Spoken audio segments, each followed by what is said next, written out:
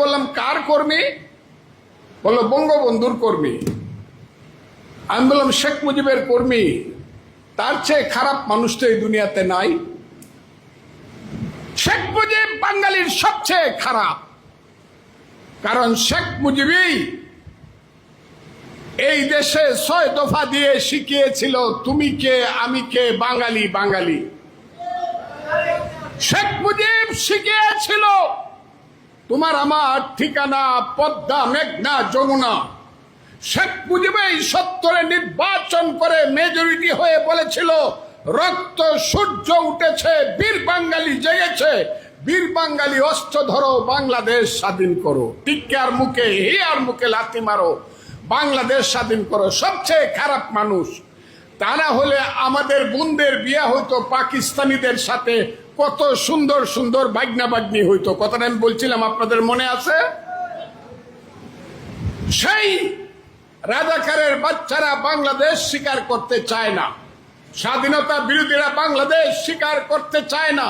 আরে বাংলাদেশ যদি স্বীকার করতে না চাও তাহলে এটার নাম কি? পূর্ব পাকিস্তান। পূর্ব পাকিস্তান যদি হয়, এই দেশের সমস্ত কল কারখানা, মিল, 22 পরিবার আদমজি, ইস্পাহানি, দাউদ, বাউনি, সাইকেলের ছিল।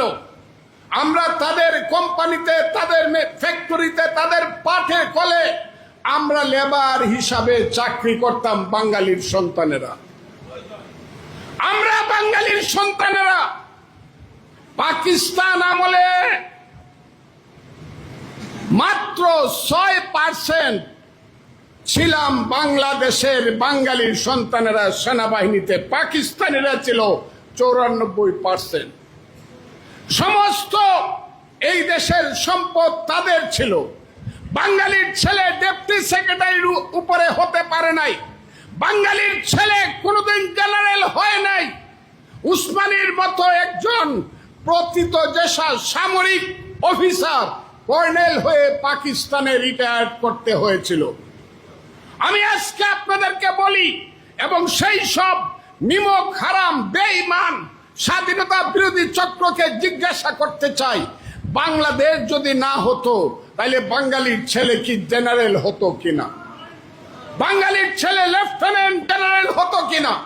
বাঙালির ছেলে মেজর জেনারেল হতো কিনা? বাঙালির ছেলে ব্রিগেডিয়ার হতো কিনা? বাঙালির ছেলে সচিব হতো কিনা? বাঙালির ছেলে অতিরিক্ত সচিব হতো কিনা? বাঙালির ছেলে চিফ জাস্টিস হতো কি না?